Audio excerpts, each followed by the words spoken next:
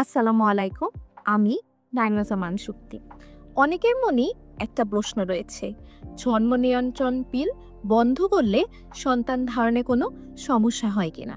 আজ এ নিয়ে কথা বলবো। রিসার্চে দেখা গিয়েছে, জন্ম নিয়ন্ত্রণ পিল বন্ধ করার পরে ওভুলেশনে কিছুটা দেরি হলেও তা ক্ষণস্থায়ী। এছাড়া 87% নারী যারা ওসিপি নেওয়া বন্ধ করেছে, তারা ওসিপি নেওয়া বন্ধের 12 মাসের মাথায় পরবর্তীতে গর্ভধারণে সক্ষম হয়েছে। পিল গ্রহণ 1 বছর হোক কিংবা 10 বছর, পিল নেওয়া বন্ধের পরে তা সন্তান ধারণে কোনো ভূমিকা রাখে না।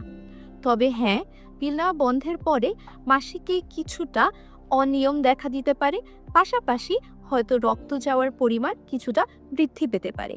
তবে এ ধরনের সমস্যা সব ক্ষেত্রেই ক্ষণস্থায়ী। সুতরাং ওসিপি বা ওরাল কন্ট্রাসেপটিভ পিল নেওয়া বন্ধের পরে স্বাভাবিকভাবে সন্তান ধারণে কোনো বাধা সৃষ্টি হয় না। এভাবেই যে কোনো প্রশ্নের উত্তর কিংবা ঘরে বসে অভিজ্ঞ ও বিশেষজ্ঞ চিকিৎসকের পরামর্শ নিয়ে ডক্টর ম্যাপের মাধ্যমে